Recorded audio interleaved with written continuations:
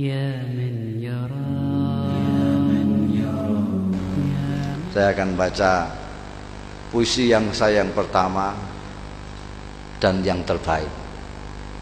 Setelah jadi cerpen saya yang pertama ini yang terbaik, setelah itu jelek semua sudah. Ya cuma ini tok yang baik. Ini saya baca spesial untuk Anda. Judulnya Gus Ja'far. Di antara putra-putra Kiai Saleh, pengasuh pesantren Sabilul Muttaqin dan sesepuh di daerah kami, Gus Ja'far lah yang paling menarik perhatian masyarakat. Mungkin Gus Ja'far tidak sealim dan sepandai saudara-saudaranya, tapi dia mempunyai keistimewaan yang membuat namanya tenar hingga keluar daerah. Malah konon beberapa pejabat tinggi dari pusat memerlukan sowan khusus ke rumahnya setelah mengunjungi Kiai Saleh. Kata Kang Solikin yang dekat dengan keluarga dalem, bahkan Kiai Saleh sendiri segan dengan anaknya yang satu itu. Kata Kiai, Gus Ja'far itu lebih tua dari beliau sendiri. Cerita Kang Solikin suatu hari kepada kawan-kawannya yang sedang membicarakan putra bungsu Kiai Saleh itu. Saya sendiri tak paham apa maksudnya kok anaknya lebih tua dari beliau itu. Tapi Gus Ja'far memang luar biasa, kata Mas Bambang, pegawai Pemda yang sering mengikuti pengajian subuh Kiai Saleh. Matanya itu loh, sekilas saja beliau melihat kening orang, kok langsung bisa melihat rahasianya yang tersembunyi.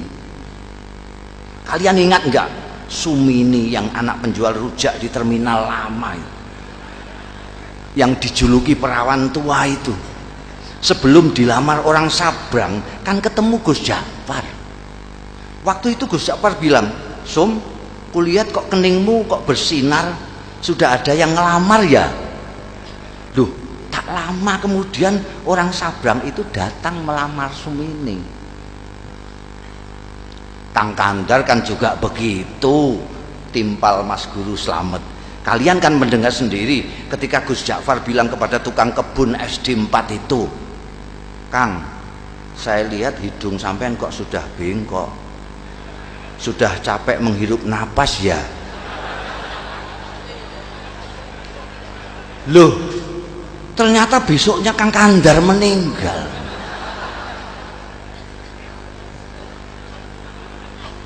Ya, waktu itu saya pikir Gus Ja'far hanya berkelakar, sahut Ustadz Kamil. Nggak taunya beliau sedang membaca tanda pada diri Kang Kandar. Saya malah mengalami sendiri, kata Lek Salamun pemborong yang dari tadi sudah kepengin ikut bicara. Waktu itu tak ada hujan, tak ada angin, Gus Ja'far bilang kepada saya, "Wah, saku sampean kok mondol-mondol, dapat proyek besar ya?" Padahal saat itu saku saya justru sedang kempes-kempesnya. Dan percaya atau tidak, esok harinya saya memenangkan tender yang diselenggarakan Pemda tingkat provinsi. Apa yang begitu itu yang disebut ilmu kasab ya? Tanya Pak Carik yang sejak tadi hanya asik mendengarkan. Mungkin saja, jawab Ustadz Kamil. Makanya saya justru takut ketemu Gus Ja'far itu, takut dibaca tanda-tanda buruk saya. Lalu pikiran saya terganggu. Maka ketika kemudian sikap Gus Ja'far berubah, masyarakat pun geger, terutama para santri kalong, orang-orang kampung yang ikut mengaji tapi tidak tinggal di pesantren seperti Kang Solikin yang selama ini merasa dekat dengan beliau. Mula-mula Gus Ja'far menghilang berminggu-minggu. Kemudian ketika kembali, tahu-tahu sikapnya berubah menjadi manusia biasa. Dia sama sekali berhenti dan tak mau lagi membaca tanda-tanda, tak mau lagi memberikan isyarat-isyarat yang berbau ramalan. Ringkas kata, dia benar-benar kehilangan keistimewaannya. Jangan-jangan ilmu beliau hilang pada saat beliau menghilang itu. Komentar Mas Guru Slamet penuh penyesalan. Wah, sayang sekali. Apa gerangan yang terjadi pada beliau ya? Kemana beliau pergi saat menghilang pun kita tidak tahu, kata Lek Salamun. Kalau saja kita tahu kemana beliau pergi, mungkin kita akan mengetahui apa yang terjadi pada beliau dan mengapa beliau kemudian berubah. Tapi bagaimanapun ini ada hikmahnya, ujar Ustadz Kamil. Paling tidak kini kita tidak bisa setiap saat menemui Gus Ja'far paling tidak kini kita bisa setiap saat menemui Gus Ja'far tanpa merasa deg-degan dan was-was. Bisa mengikuti pengajiannya dengan niat tulus mencari ilmu, tidak takut ditebak-tebak. Maka jika kita ingin mengetahui apa yang terjadi dengan Gus kita ini hingga sikapnya berubah dan ilmunya hilang, sebaiknya kita langsung saja menemui beliau. Begitulah sesuai usul Ustadz Kamil pada malam Jumat sehabis wiridan salat Isya, saat mana Gus Ja'far Prai tidak mengajar, rombongan santri Kalong sengaja mendatangi rumahnya. Kali ini hampir semua anggota rombongan merasakan keakraban Gus Ja'far jauh melebihi yang sudah-sudah. Mungkin karena kini tidak ada lagi sekat berupa rasa segan, was-was dan takut dibaca tanda-tandanya. Setelah ngobrol kesana kemari, akhirnya Ustadz Kamil berterus terang mengungkapkan maksud utama kedatangan rombongan. Gus, di samping silaturahmi seperti biasa, malam ini kami datang juga dengan sedikit keperluan khusus. Singkatnya, kami penasaran dan sangat ingin tahu latar belakang perubahan sikap sampean. Perubahan apa? Tanya Gus Ja'far sambil tersenyum penuh arti. Sikap yang mana? Kalian ini ada-ada saja. Saya kok merasa tidak berubah. Dulu sampean kan biasa dan suka membaca tanda-tanda orang, tukas Mas Guru Slamet. Kok sekarang tiba-tiba makpet, sampean tak mau lagi membaca, bahkan diminta pun tak mau. Oh itu, kata Gus Ja'far seperti benar-benar baru tahu. Tapi dia tidak segera meneruskan bicaranya, diam agak lama. Baru setelah menyeruput kopi di depannya, dia melanjutkan. Ceritanya panjang. Dia berhenti lagi, membuat kami tidak sabar, tapi kami diam saja. Kalian ingat enggak, saya lama menghilang? Akhirnya Gus Ja'far bertanya, membuat kami yakin bahwa dia benar-benar siap untuk bercerita. Maka serempak kami mengangguk. Suatu malam saya bermimpi ketemu almarhum ayah, dan saya disuruh mencari seorang wali sepuh yang tinggal di sebuah desa kecil di lereng gunung yang jaraknya dari sini sekitar 200 km ke arah selatan. Namanya Kiai Tawakal. Kata ayah dalam mimpi itu, hanya kiai-kiai tertentu yang tahu tentang kiai yang usianya sudah lebih 100 tahun ini. Santri-santri belajar kepada beliau pun rata-rata sudah disebut kiai di daerah masing-masing.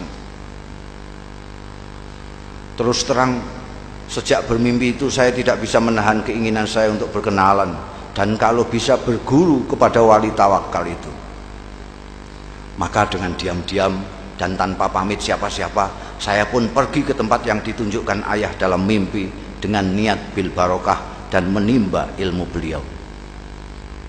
Ternyata ketika sampai di sana, hampir semua orang yang saya jumpai mengaku tidak mengenal nama Kiai Tawakal. Baru setelah seharian melacak ke sana kemari, ada seorang tua yang memberi petunjuk. Cobalah nak mas, ikuti jalan setapak di sana itu, katanya. Nanti nak mas akan berjumpa dengan sebuah sungai kecil. Terus saja nak mas menyeberang. Begitu sampai seberang, nak mas akan melihat gubuk-gubuk kecil dari bambu. Nah, kemungkinan besar orang yang nak mas cari akan nak mas jumpai di sana. Di gubuk yang terletak di tengah-tengah itulah tinggal seorang tua seperti yang nak mas gambarkan. Orang sini memanggilnya Mbah Jogo. Barangkali itulah yang nak Mas sebut Kiai siapa tadi? Kiai Tawakal. Ya, Kiai Tawakal. Saya yakin itu orangnya, Mbah Jogo. Saya pun mengikuti petunjuk orang tua itu, menyeberang sungai dan menemukan sekelompok rumah gubuk dari bambu. Dan betul, di gubuk bambu yang terletak di tengah-tengah, saya menemukan Kiai Tawakal alias Mbah Jogo sedang dikelilingi santri-santrinya yang rata-rata sudah tua. Saya diterima dengan penuh keramahan, seolah-olah saya sudah merupakan bagian dari mereka. Dan kalian tahu, ternyata penampilan Kiai Tawakal sama sekali tidak mencerminkan sosoknya sebagai orang tua. Tubuhnya tegap, wajahnya berseri-seri, kedua matanya indah memancarkan kearifan. Bicaranya jelas dan teratur, hampir semua kalimat yang meluncur dari mulutnya bermuatan kata-kata hikmah. Tiba-tiba Gus Ja'far berhenti, menarik napas panjang, baru kemudian melanjutkan. Hanya ada satu hal yang membuat saya terkejut dan terganggu. Saya melihat di kening beliau yang lapang ada tanda yang jelas sekali, seolah-olah saya membaca tulisan dengan huruf yang cukup besar dan berbunyi ahli neraka. Astagfirullah. Belum pernah selama ini saya melihat tanda yang begitu gamblang. Saya ingin tidak mempercayai apa yang saya lihat. Pasti saya keliru. Masa seorang yang dikenal wali, berilmu tinggi dan disegani banyak kiai yang lain disurat sebagai ahli neraka? Tak mungkin. Saya mencoba meyakinkan diri saya bahwa itu hanyalah ilusi, tapi tak bisa. Tanda itu terus melekat di kening beliau. Bahkan belakangan saya melihat tanda itu semakin jelas ketika beliau habis berwudu. Gila.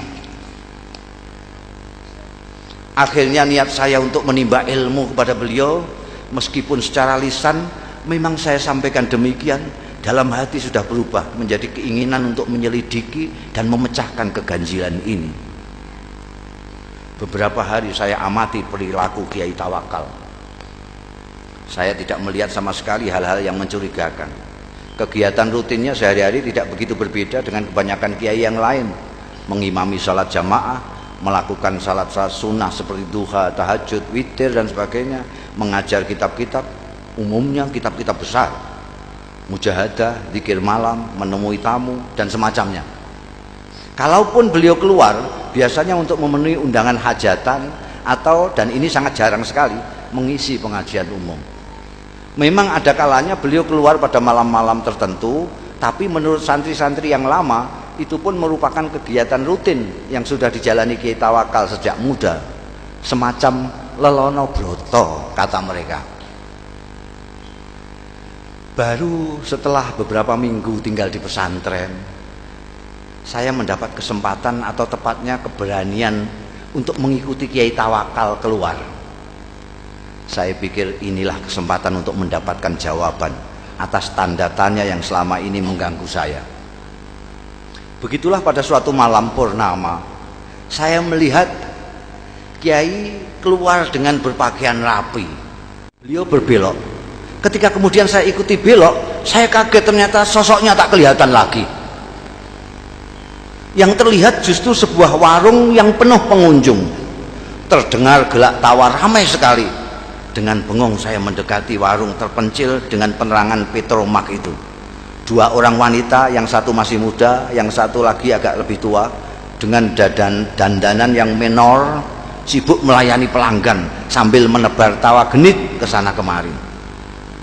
Tidak mungkin Kiai mampir ke warung ini, pikir saya. Ke warung biasa saja tidak pantas, apalagi warung yang suasananya saja mengesankan kemesuman itu. Mas Ja'far. Tiba-tiba saya dikagetkan oleh suara yang tak asing di telinga saya memanggil-manggil nama saya. Masya Allah, saya hampir tidak mempercayai pendengaran dan penglihatan saya. Memang betul, mata saya melihat Kiai Tawakal melambaikan tangan dari dalam warung.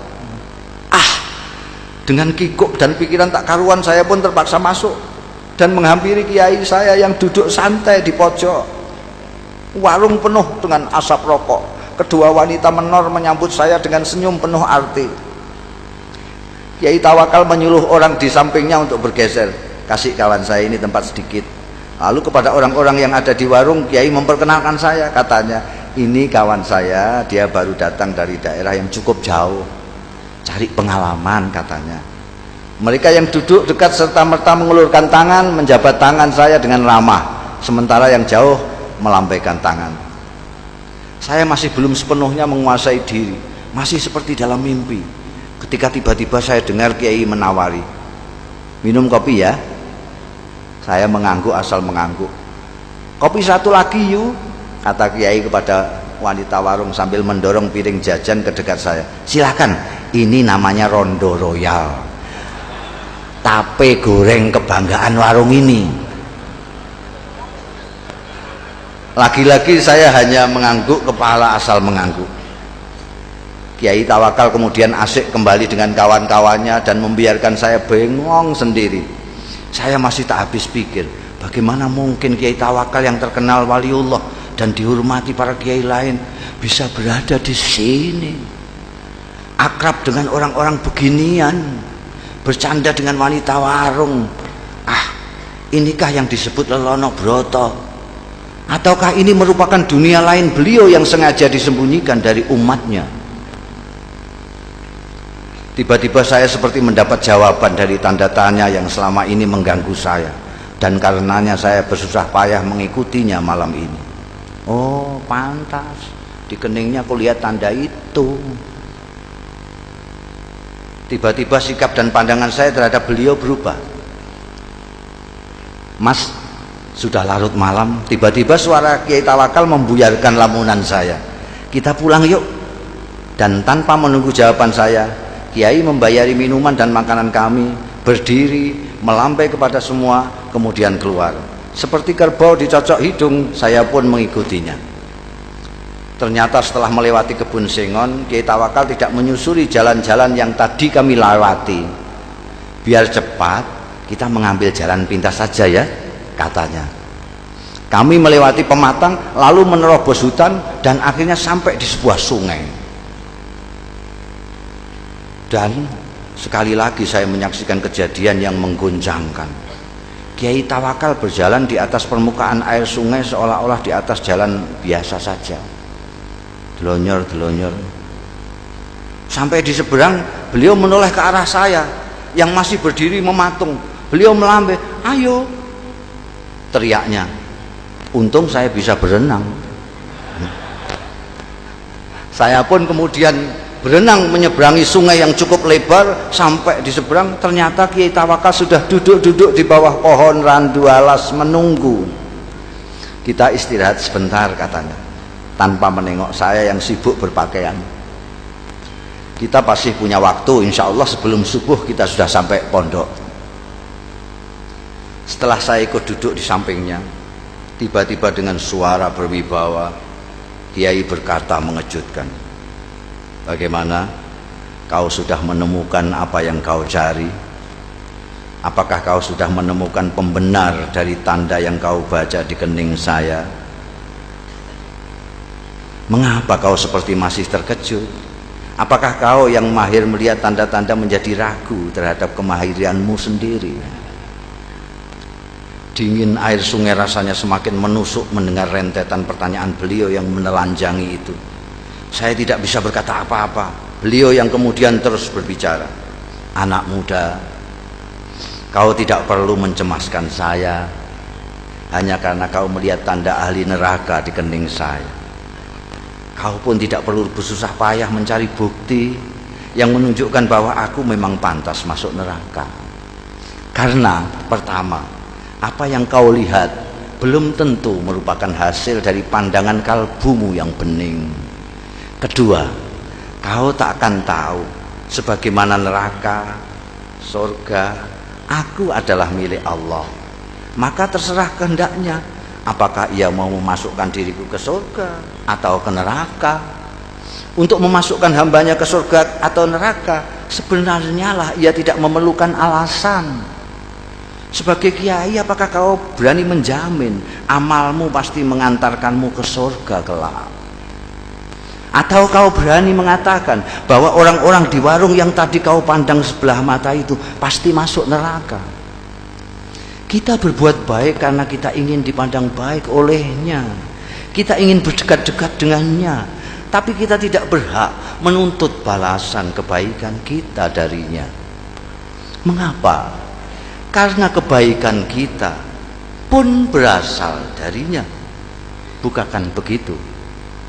Bukan begitu. Aku hanya bisa menuntut. Sementara Kiai Tawakal terus berbicara sambil menepuk-nepuk punggung saya. Kau harus lebih berhati-hati bila mendapat cobaan Allah berupa anugerah. Cobaan yang berupa anugerah tidak kalah gawatnya dibanding cobaan yang berupa penderitaan. Seperti mereka yang di warung tadi, kebanyakan mereka orang susah. Orang susah sulit kau bayangkan bersikap takabur atau ujub, atau sikap-sikap lain yang cenderung membesarkan diri sendiri. Berbeda dengan mereka yang mempunyai kemampuan dan kelebihan. Godaan untuk takabur, sombong dan sebagainya itu datang setiap saat. Apalagi bila kemampuan dan kelebihan itu diakui oleh banyak pihak. Malam itu saya benar-benar merasa mendapatkan pemahaman dan pandangan baru dari apa yang selama ini sudah saya ketahui. Ayo kita pulang. Tiba-tiba Kiai bangkit. Sebentar lagi subuh. Setelah sembahyang subuh nanti kau boleh pulang. Saya tidak merasa diusir. Nyatanya memang saya sudah mendapat banyak dari kiai luar biasa ini. Ketika saya ikut bangkit, saya celinguan. Kiai Tawakal sudah tak tampak lagi. Dengan bingung saya terus berjalan. Ku dengar azan subuh berkumandang dari sebuah surau, tapi bukan surau bambu kami. Seperti orang linglung, saya datangi surau itu dengan harapan bisa ketemu dan berjamaah salat subuh dengan Kiai Tawakal. Tapi jangankan Kiai Tawakal, orang yang mirip beliau pun tak ada. Tak seorang pun dari mereka yang berada di surau itu yang saya kenal. Baru setelah sembahyang, seseorang menghampiri saya. Apakah sampean Ja'far? Tanyanya. Ketika saya mengiyakan, orang itu pun menyerahkan sebuah bungkusan besar yang ternyata berisi barang-barang milik saya sendiri. Ini titipan Mbah Jogo. Katanya milik sampean. Beliau di mana? Tanya saya buru-buru. Mana saya tahu, jawabnya. Mbah Joko datang dan pergi semaunya. Tak ada seorang pun yang tahu dari mana beliau datang dan kemana beliau pergi. Begitulah ceritanya. Dan Kiai Tawakal alias Mbah Joko yang telah berhasil mengubah sikap saya itu tetap merupakan misteri. Gus Ja'far sudah mengakhiri ceritanya, tapi kami yang dari tadi suntuk mendengarkan masih diam tercenung sampai Gus Ja'far kembali menawarkan sungguhannya. Monggo, monggo, tidak.